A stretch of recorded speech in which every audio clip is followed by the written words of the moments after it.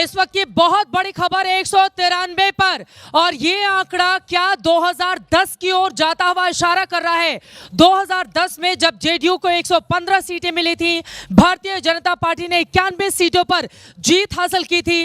क्या 2010 के अपने चुनावी नतीजे को छूता हुआ 2025 का ये आंकड़ा नजर आ रहा है। इस वक्त आप गौर से टीवी स्क्रीन पर देखें, तेजस्वी यादव और उनकी तमाम दूसरी सहयोगी पार्टियों के लिए कितनी बुरी खबर। और बिहार का मतलब नीतीश कुमार, जेडीयू दफ्तर में देखिए तीर बिल्कुल निशाने पर लगा है, तीर की तस्वीर के साथ जो चुनाव चिन्ह है जेडीयू का, बिहार का मतलब नीतीश कुमार, ये नया होर्डिंग लगाया गया है जेडीयू दफ्तर के ठीक सामने। और तमाम मीडिया कर्मी भी वहां पर पहुंच चुके हैं, क्योंकि नीतीश के दफ्तर के बाहर जो होर्डिंग्स लगते हैं उनके भी मतलब मायने बहुत दूर तक जाते हैं। अब मैं जल्दी से विवेश जी आपकी एक टिप्पणी लेते हुए उसके बाद बाकी लोगों के पास आऊंगी।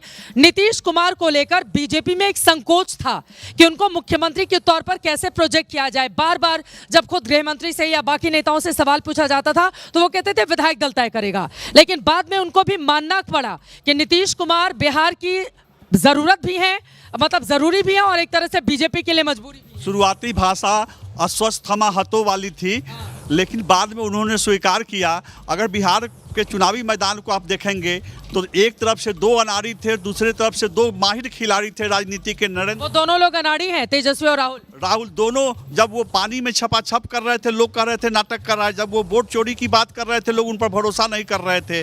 और दूसरी ओर कांग्रेस के लोगों ने बताया पूरी तरह से कैसे फिट हैं, देखिए कैसे स्विमिंग करते हैं। नहीं, लेकिन जनता कह रही थी कि ये नाटक हो रहा है। दूसरी ओर जब वो नीतीश और मोदी की जोड़ी सिमरिया पुल पर एलजेपीआर 21 पर जा पहुंची है। एलजेपीआर के लिए देखिए 29 सीटों पर उन्होंने चुनाव लड़ा, बड़ा बवाल भी हुआ था। आखिर तक चिराग पासवान बार बार नाराज भी हो रहे थे कई मुद्दों पर, लेकिन 29 में से अगर 21 पर अपनी बड़ी बढ़त चिराग पासवान की पार्टी बनाई हुई है तो अपने आप में बड़ी। मैं आपके पास आ रही हूँ, मेघा को जानकारी देंगी। मेघा, लेकिन प्रधानमंत्री नरेंद्र मोदी, देखिए एक तरफ हम बात कर रहे हैं बार बार नीतीश कुमार की, नीतीश कुमार ने तो कमाल किया ही, लेकिन नरेंद्र मोदी बीते 5 चुनाव में 14 हो, 19 हो, 24 का चुनाव हो, 20 का चुनाव हो और अब 2025 का चुनाव हो, 5 चुनावों से नरेंद्र मोदी लगातार वहां पर अपराजित योद्धा बने हुए। देखिए, भरोसे की बात है नीतीश कुमार पर और नरेंद्र मोदी जी पर। मुझे लगता है कि इस बार इस बात को भी एक्सेप्ट करना चाहिए कि जो डिसीजंस पिछले 1-2 महीने में ली गई हैं, चाहे वो अलग अलग योजनाएं दे दी जाएं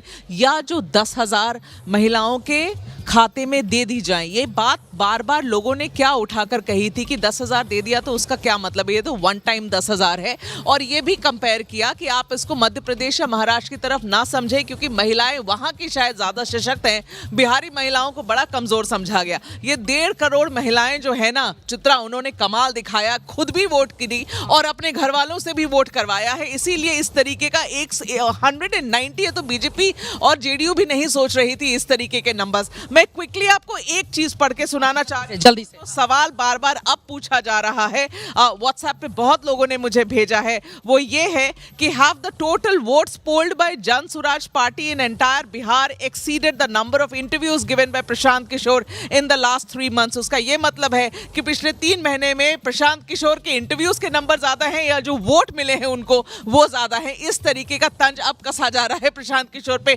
कसा उन्होंने भी इतने बड़े बड़े वायदे किए थे, तो यकीनन ये सवालों से पूछे जाएंगे। देखिए चित्रा, ये थोड़ी सी दुख की बात तो जरूर है कि जो मुद्दे वो उठा रहे थे वो मुद्दे सही थे, लेकिन लोगों ने नहीं, उनके मुंह से ये मुद्दे नहीं एक्सेप्ट किए और शायद यही वजह है कि आज इनकी। अब आरजेडी की पहली प्रतिक्रिया भी सामने आई है, जरा सुन लेते हैं।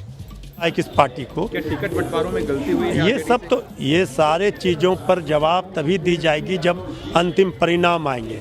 अभी और इंतजार कर लेते हैं 1-2 घंटे के बाद, तब ये सारे सवालों का जवाब देंगे। अभी भी भरोसा है, उम्मीद है कि महागठबंधन सरकार बनेगी।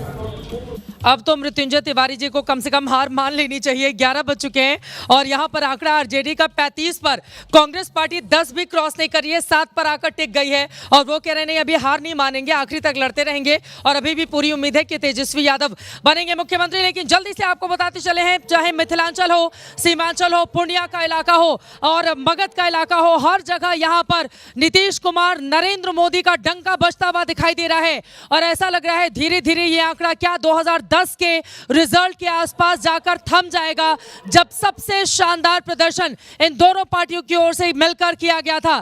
तस्वीरें आपके सामने है जेडीयू दफ्तर की नीतीश कुमार के चेहरे के साथ। जरा सोचिए, शुरुआती के 2 चुनाव नीतीश कुमार 1977 में और उसके बाद 1980 में हरनौत से हार गए थे, नालंदा की जो सीट थी। लेकिन 1985 में जब उनकी पत्नी ने 20,000 रुपए नीतीश बाबू को ये कहते हुए दिया था कि इस बार अगर हार जाएंगे तो फिर चुनाव मत लड़िएगा, वो नीतीश कुमार 20 सालों से सिरमौर बने हुए हैं बिहार के। जेडीयू दफ्तर की तस्वीरें देखिए।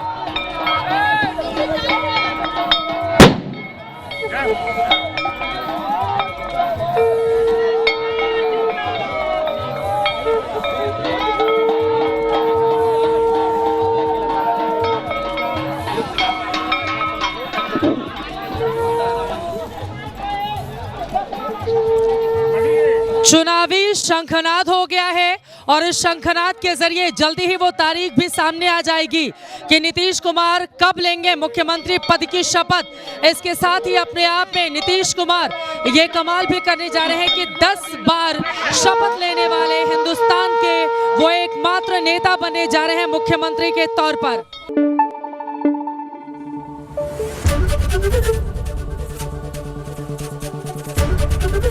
एबीपी न्यूज आपको रखे आगे।